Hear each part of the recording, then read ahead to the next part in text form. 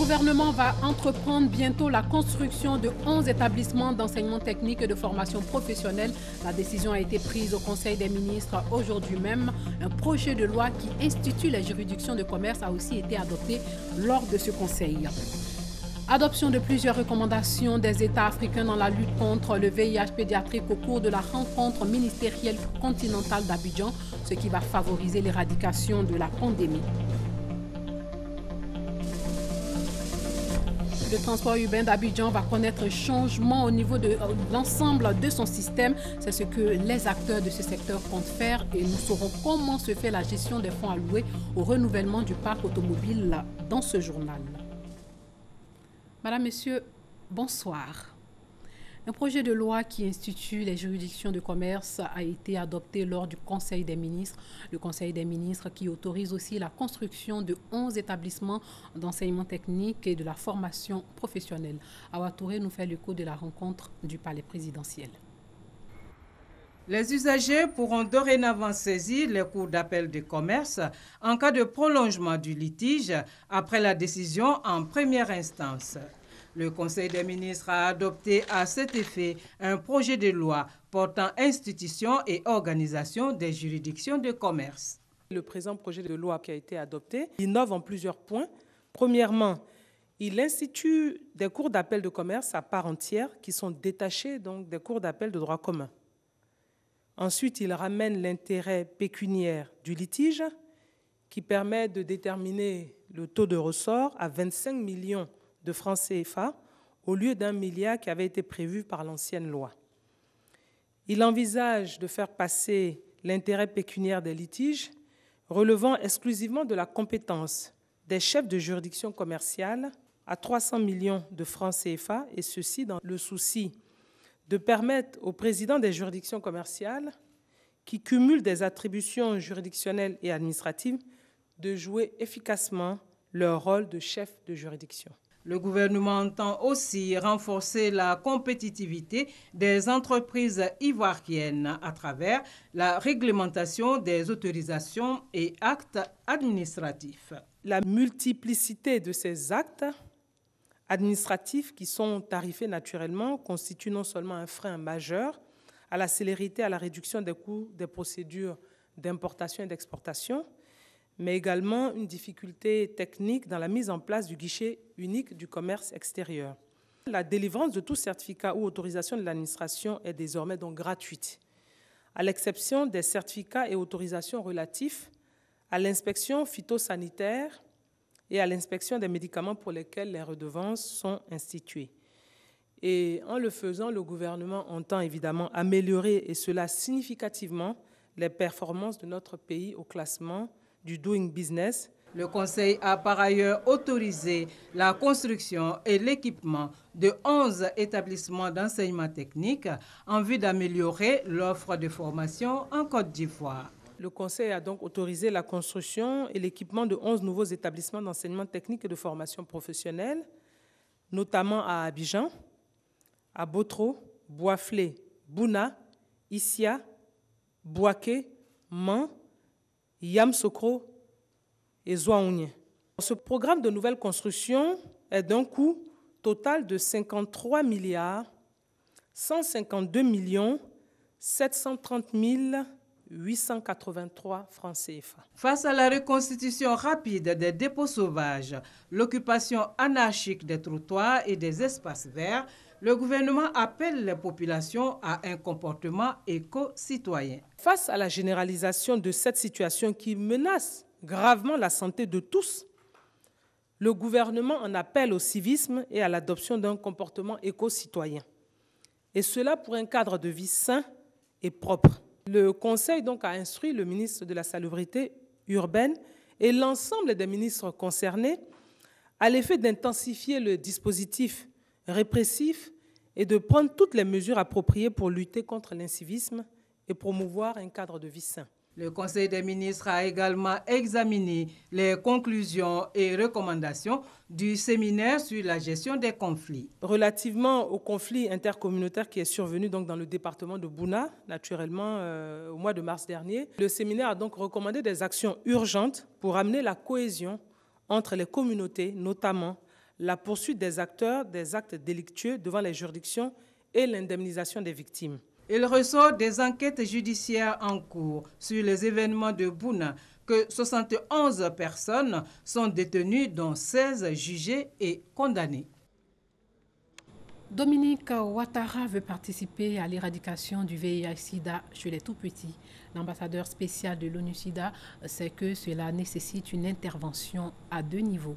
D'une part, éliminer la transmission mère-enfant du VIH et d'autre part, procurer des soins adéquats aux enfants malades du sida.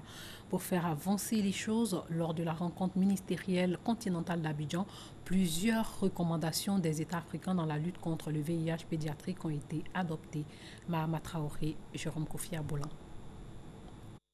Après 24 heures de réflexion, la rencontre ministérielle internationale d'Abidjan suggère que la lutte contre le sida pédiatrique soit une priorité majeure de la santé mondiale, une intensification urgente du dépistage et des services de traitement et de prévention, ou encore une augmentation des ressources financières allouées à la lutte.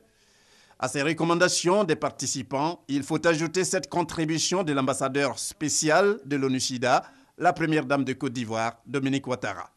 Je voudrais, en plus de ces importantes recommandations, suggérer que nos pays s'engagent plus que jamais dans la production locale de médicaments ARV en général et des formes pédiatriques en particulier, afin de réduire les coûts d'achat et de satisfaire tous nos besoins. Je reste convaincue que nous parviendrons à éradiquer cette maladie en nous mobilisant et en mutualisant les énergies, les aptitudes et les compétences de chacune des parties prenantes. Pour l'ONU-Sida, l'objectif de voir l'Afrique parler d'une seule voix à la prochaine réunion de haut niveau sur la fin du sida est donc atteint. L'histoire retiendra donc que ce 10 mai, à Abidjan, un pas majeur aura été posé dans le combat pour l'éradication du VIH pédiatrique. Je crois que c'était un succès et moi je repars d'ici satisfait, heureux, encore une fois, parce qu'on a pu démontrer que c'était possible et que l'Afrique pouvait se réunir et avoir une voix unique. Et cette voix, elle sera portée au niveau de la réunion de haut niveau au mois de juin à New York. Nous allons appeler ça les recommandations d'Abidjan, puisque déjà nous avons la perspective de New York, où nous allons apporter justement ces recommandations et continuer de réfléchir pour voir comment aller vite. En reconnaissance de tous ces efforts dans la lutte contre le sida, Michel Sidibé, directeur exécutif de l'ONU-Sida, a été fait officier dans l'ordre du mérite de la Côte d'Ivoire par le président de la République, Alassane Ouattara. La sécurité sous-régionale au cœur d'une réunion des experts du comité technique paix et sécurité de l'Union du fleuve Mano. Ils vont parler de criminalité transfrontalière maritime sans occulter le terrorisme. Ces experts sont réunis à Abidjan. Ils en parleront pendant quelques jours avant la rencontre des ministres des pays membres de l'Union. Le reportage de Gabriel Lazani.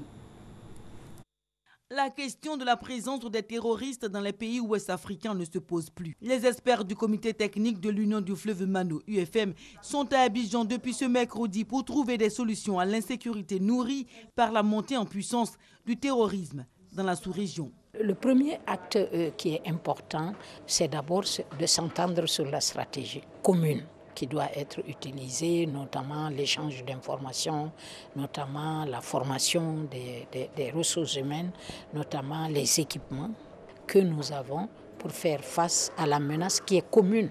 L'attaque de Grand Bassam, telle une sirène qui a retenti, a mis en état d'alerte la Guinée, la Sierra Leone et le Libéria, pays membres de l'UFM déjà fragilisés par Ebola. L'échange d'informations entre pays est donc à tout point de vue une démarche solidaire, mais aussi pour contrer la criminalité transfrontalière et maritime. Au-delà de la question du terrorisme, un autre défi sécuritaire préoccupe également la sous-région du Mano. Il s'agit de la sécurité maritime, dont un mémorandum sera à examiner. La réponse à cette question doit être aussi sous-régionale. La menace terroriste est prise au sérieux par ces experts. Ils ont des jours de réflexion pour définir un cadre sous-régional sur la lutte contre le terrorisme et un projet de mémorandum d'entente sur la sécurité maritime. Des projets à soumettre au ministre de l'Union du fleuve Mano qui se réuniront à partir du 13 mai à Grand-Bassam. Plus de 1200 personnes participent au 26e Forum économique mondial pour l'Afrique consacré aux nouvelles technologies à Kigali, au Rwanda. Parmi elles, 600 dirigeants d'entreprises et au moins 10 chefs d'État africains. Ils vont parler de la connexion des ressources de l'Afrique à travers la transformation numérique. Bruno Nabanyukone participe à ce forum. Il est le ministre de l'économie numérique et de la Poste. Le ministre de l'économie numérique et de la Poste donc est à Kigali, je viens de vous le dire. Bruno Nabanyukone représente là-bas Daniel Kablan-Duncan. Il revient sur les enjeux de ce forum. Écoutons-le. Ce forum de Kigali, faut le savoir, est un embryon du forum économique mondial. Donc qui s'est provisoirement déporté ici pour traiter d'une question qui est purement africaine, notamment celle de la connexion des ressources africaines au plan du numérique et comment faire en sorte que ces ressources-là impactent davantage l'économie de nos pays. Et donc il était important pour nous de participer à cet échange, d'entendre les uns et les autres et d'entendre tous les experts de tous les domaines avec lesquels nous allons débattre pendant ces 3 jours sur cette question essentielle de la numérisation de l'Afrique et du développement de l'Afrique à partir de la numérisation. Les autorités ivoiriennes veulent développer les relations sud-sud et aussi inciter les hommes d'affaires nigérians à s'intéresser au marché ivoirien, d'où la tenue d'un forum Côte d'Ivoire-Nigeria et le CPC, Côte d'Ivoire Tourisme, le Bénet, pour ne citer que ces entreprises-là, étaient au Nigeria pour booster la relance économique ivoirienne en faisant des propositions aux investisseurs. Herman Yamia.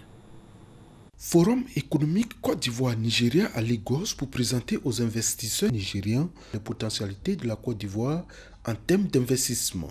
Initié par le CPC, le Centre de promotion des investissements en Côte d'Ivoire et l'ambassade de Côte d'Ivoire au Nigeria, ce forum est une plateforme pour inciter les hommes d'affaires nigérians à s'intéresser au marché ivoirien. Le Nigeria a un produit intérieur brut de plus de 500 milliards de dollars. Il y a quand même de quoi pouvoir aller chercher. La diversité est importante au niveau de la Côte d'Ivoire, mais il est bon aussi de développer les relations sud-sud. Avec la chute des coûts du pétrole, ils sont vraiment intéressés par l'agriculture. Surtout que le président de la BAD vient du Nigeria. Premier contact du genre avec le Nigeria, ce forum a suscité beaucoup d'intérêt auprès des hommes d'affaires nigérians venus nombreux écouter la délégation ivoirienne. Nous avons été introduits en Côte d'Ivoire par le CPC pour le projet de reprise de l'Ivoire Golf Club. Nous sommes donc aujourd'hui très heureux de soutenir le premier forum économique Côte d'Ivoire-Nigeria. Nous croyons fermement au potentiel de la Côte d'Ivoire et espérons que notre exemple servira à attirer d'autres gros investissements de grands groupes nigérians. Le Nigeria, première économie d'Afrique avec ses 185 millions d'habitants, et la Côte d'Ivoire, deuxième économique d'Afrique de l'Ouest après le Nigeria, veulent œuvrer en faveur de l'établissement de relations économiques fortes entre les deux pays. Et ils l'ont matérialisé à ce forum par la signature de 2 conventions. La première entre le CPC et le NIPC, l'équivalent du CPC au Nigeria, et la deuxième entre Côte d'Ivoire Tourisme et l'Agence de développement du tourisme du Nigeria. Nous sommes un pays neuf en matière de tourisme et il est important pour nous de poser des actes qui permettront effectivement le développement et surtout l'investissement dans le domaine du tourisme. La délégation ivoirienne se dit satisfaite de cette mission au regard des bonnes intentions d'investissement affichées par les hommes d'affaires nigériens. Et cette mobilisation des investisseurs nigériens est le fruit d'un lobbying mené préalablement par l'ambassade de Côte d'Ivoire au Nigeria auprès des chambres consulaires. La lutte contre la pauvreté fait partie des priorités du gouvernement. Pour lutter efficacement contre la pauvreté, il faut harmoniser les actions. Les agences onisiennes et le gouvernement l'ont bien compris. Ils ont élaboré le cadre pragmatique unique qui présente les priorités stratégiques des Nations Unies. L'ancien Bakayoko et Adam Kone nous parlent de ce cadre. Le gouvernement ivoirien et le système des Nations Unies ont désormais un plan de travail commun. C'est le cadre programmatique unique.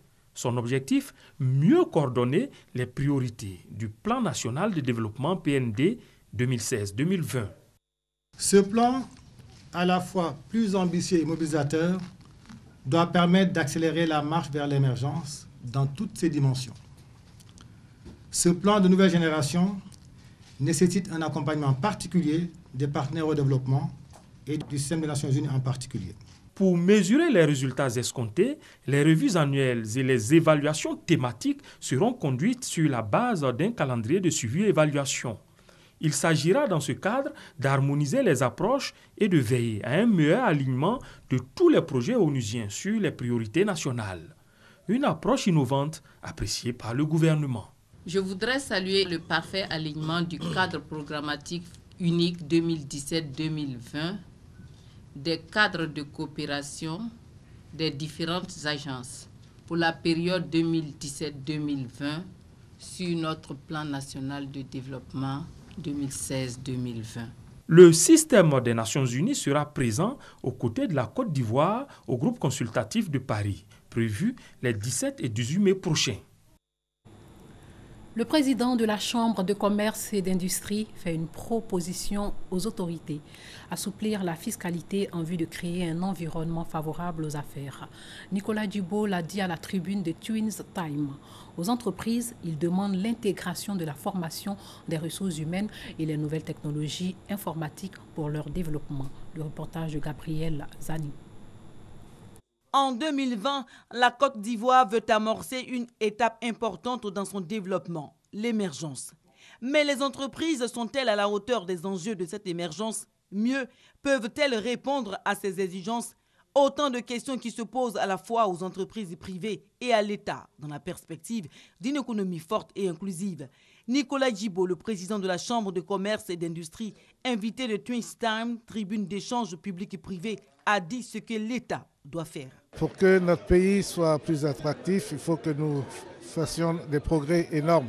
Nous avons été classés parmi les 10 pays les mieux réformateurs en 2013 et en 2014 et il faut continuer. Au niveau de la Chambre de commerce et d'industrie, nous devons apporter notre contribution au gouvernement de Côte d'Ivoire pour pouvoir atteindre cet objectif. Du thème économie émergente, enjeux et défis pour nos entreprises découlent plusieurs axes, en particulier la formation des ressources humaines employées dans les entreprises, selon l'invité de la tribune. La première des choses, c'est le renforcement des capacités managériales des entrepreneurs. Cette capacité managériale est trop faible.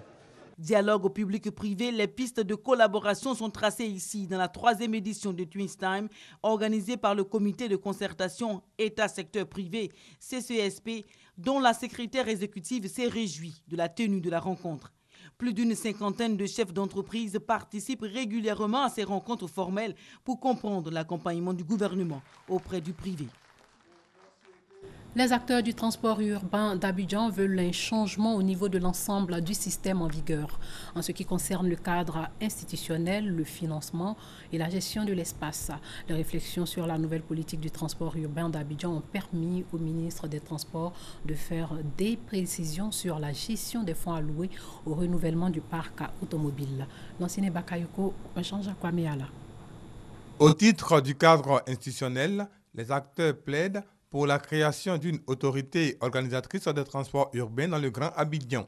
Ses missions, définir les réseaux et les lignes, fournir les installations communes à tous les opérateurs. Au niveau de la gestion de l'environnement, le principe du pollueur-payeur a été adopté. Quant au mode de financement, il y a des préalables. La réalisation d'une étude de faisabilité globale sur le financement du système de transport urbain à Abidjan, notamment la mise en place d'un versement transport. Cette étude devra notamment s'assurer de l'efficience de ce mode de financement dans le contexte ivoirien. En ce qui concerne la reconfiguration de l'espace et les modalités d'intégration des services du transport public urbain non concédés, les experts recommandent entre autres le regroupement des opérateurs en groupement d'intérêt économique GIE et le renouvellement du parc. Sur les fonds affectés au renouvellement, le ministre des Transports précise. Donc, ce n'est ni un don, ni de l'argent cash qui est entre les mains du ministre C'est des lignes de crédit que nous allons gérer intelligemment avec l'ensemble des acteurs, notamment le Haut Conseil du patronat des entreprises de transport, pour que effectivement tous les transporteurs puissent être servis, même ceux qui n'ont pas beaucoup de moyens. Toutes ces recommandations vont être soumises à une commission afin de les traduire en actes juridiques. Le numérique tient une place importante dans tous les secteurs d'activité et particulièrement dans la gestion des PME. C'est en tout cas ce qui a été démontré lors d'une rencontre sur les TIC. Une rencontre pour annoncer les premières assises régionales sur la gouvernance numérique des petites et moyennes entreprises dans les pays de l'espace CEDEAO. Justine Saïdike et Francis Boifo ont participé à cette rencontre. Les technologies de l'information et de la communication au service des petites et moyennes entreprises PME. Une conférence en prélude aux premières assises régionales sur la gouvernance numérique des PME dans les pays de l'espace CEDEAO. Ce thème, pour montrer l'importance du numérique dans la gestion et le fonctionnement des PME africaines et en particulier ivoiriennes si elles veulent être dynamiques et compétitives. Les responsables des PME ivoiriennes en sont conscients. Ils disent vouloir intégrer les TIC dans la gestion de leur structure. C'est inévitable. Si on n'y va pas demain, c'est la catastrophe. Nous devons tous prendre conscience des enjeux de demain, ce que j'appelle la 4e révolution.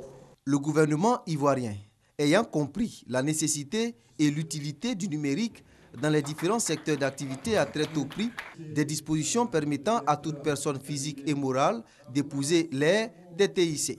Les assises régionales sur la gouvernance numérique des PME dans la CEDEAO est un forum d'échange et de mutualisation d'expériences. Elles se tiendront du 21 au 23 juin prochain en Côte d'Ivoire. Lancement de l'opération de développement de la région du Nzi. Cette région a mal à ses routes. Alors, le président du conseil régional a décidé d'effectuer des travaux pour offrir des routes praticables à ses populations. Coût des travaux, 500 millions de francs CFA. Le reportage de Thérèse Tapé-Yoboui. Un bulldozer, une chargeuse, 2 graders, 2 compacteurs, 6 engins neufs acquis par le conseil régional du Nzi. Bernard Nguessan-Kofi met ainsi le cap sur le développement de sa région. Ainsi, le mauvais état des pistes dans plusieurs localités de la région ne sera qu'un vieux souvenir. Les engins, d'un coût de 500 millions de francs CFA, ont été présentés à la population au terme de la première session 2016 du conseil régional du Nzi. Dans la région du Nzi, nous avons eu ces machines-là et je pense qu'on va faire du concret. On va être sur le terrain de façon à ce qu'on sorte un peu nos parents de la situation dans laquelle ils sont plongés depuis bien longtemps. Le président du conseil régional, avant sa session, s'est rendu dans plusieurs villages de la sous-préfecture d'Nzégrezessou, dans le département de Bokanda. Il a annoncé aux populations d'importants investissements dans les secteurs de l'éducation, de la santé et l'ouverture de voies. À Amoroki, un village de la sous-préfecture d'Nzégrezessou, le président Bernard Nguessan-Kofi a posé la première pierre de la maternité du village, visité l'école primaire et promis sa réhabilitation. Le conseil a déjà construit 2 collèges modernes à base 4 dans 2 localités et fait don de plus de 3250 tables-bancs.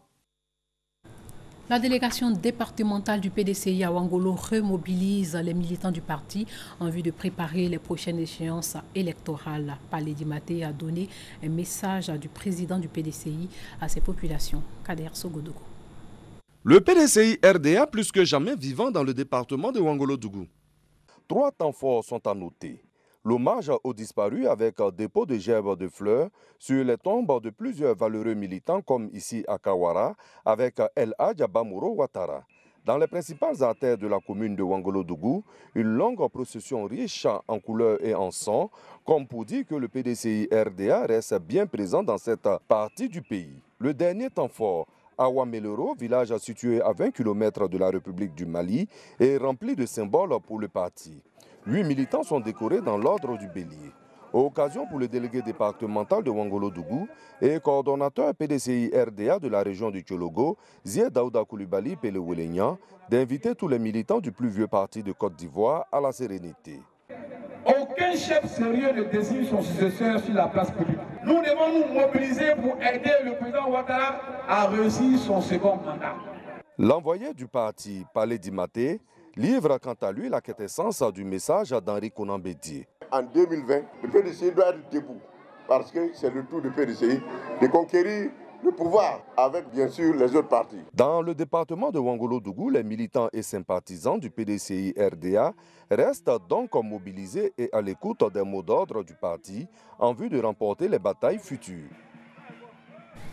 L'UDPCI aussi veut séduire la population. L'opération séduction consiste à sillonner plusieurs villes avant les futures échéances électorales. Une délégation de l'Union pour la démocratie et la paix est conduite par son secrétaire général Laurent Tchagba, qui a rencontré les populations de Giglo et de Diokwe pour développer la stratégie de son parti. Découvrons cette stratégie avec F. Bouy. C'est la ville de Giglo qui a abrité l'acte 1 de cette tournée du secrétariat général de l'UDPCI à l'ouest de la Côte d'Ivoire. Dans la salle de réunion du conseil régional du Cavali, élus, cadres, secrétaires de sections de base, structures spécialisées, militants et militantes de la région du Cavali, tous ont répondu présents à la convocation de Laurent Tchagba, secrétaire général de l'UDPCI. Après Giglo, Cap Diokwe, la capitale du Guémon pour l'acte 2. Dans la salle des fêtes de la mairie, toutes les instances vives de l'UDPCI de la région du Guémon sont aussi présentes. Objectif de cette tournée, remobiliser les troupes à la veille des futures échéances électorales, informer et sensibiliser sur les questions d'actualité. C'est l'Assemblée générale pour porter des informations, pour sensibiliser les militants à la base et donner vraiment le mot d'ordre du parti quant aux défis majeurs, à savoir le référendum, le parti unifié, les élections législatives dans peu de temps, et puis au-delà de tout ça, vraiment l'implantation du parti dans la région. Le mot d'ordre du parti arc-en-ciel pour les défis futurs est ainsi donné. Les militants et militantes des régions du Cavali et du Guémon entendent jouer leur partition pour élever ces challenges. En République démocratique du Congo, Moïse Katumbi est sorti libre du palais de justice. Il a été entendu pendant plus de 6 heures aujourd'hui dans le bureau du procureur de Lubumbashi. L'ex-gouverneur du Katanga est accusé d'avoir recruté des mercenaires étrangers. Aux alentours du palais de justice, ses partisans ont été dispersés sans ménagement par la police. Fin du faux suspense au Brésil. Le Sénat vient de voter l'ouverture formelle du procès en destitution de la présidente Dilma Rousseff. Elle sera donc écartée du pouvoir pour 6 mois pour répondre des accusations portées à son encontre. C'est donc le vice-président Michel Temer qui sera chargé de poursuivre le mandat de Dilma Rousseff à la tête du pays. Robert Nesta Marley, dit Bob Marley, est décédé le 11 mai 1981, chaque année donc, les Rasta, reggaephiles et les chanteurs de reggae le célèbrent chaque 11 mai à travers le monde. Il est né le 6 février 1945. Bob Marley a marqué le monde par son talent et son génie. Portrait de l'artiste avec Isaïo et Abou Sanogo.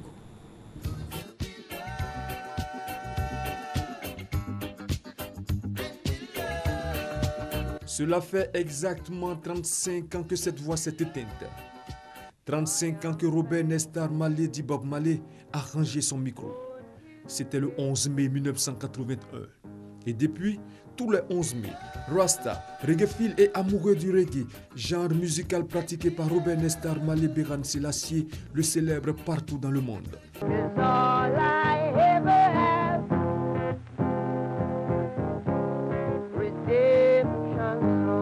Né le 6 février 1945, Bob Marley a popularisé le reggae, musique issue de l'île de la Jamaïque. Auteur, compositeur, interprète, chanteur et musicien, Bob Marley, en presque 20 années de carrière, fait du reggae une musique mondiale.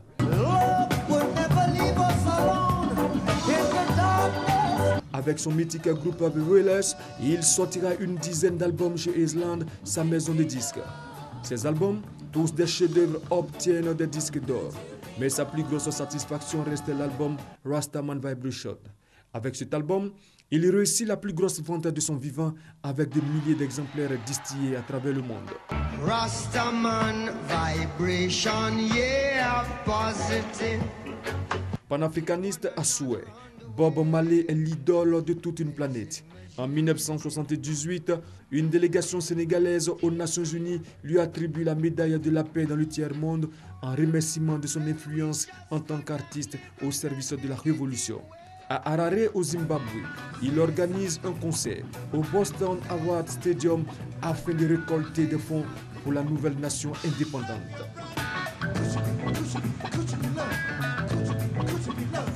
Bob Marley a laissé à la postérité ses nombreux albums et surtout son studio d'enregistrement Tuff Gang. Tuff Gang, ce label-là, c'est à vie parce que c'est Bob. C'est Bob. Même en dehors de Tuff Gang, ses enfants ont créé Get You Entertainment. Mais ils ne peuvent rien contre Tuff Gang. Tuff Gang appartient actuellement à Cédé la Marley, qui gère pour la famille. Atteint d'un cancer à la fin des années 1970, Bob Marley, Beran Selassie, va mourir à l'âge de 36 ans, avec le rêve de voir l'Afrique s'unir un jour.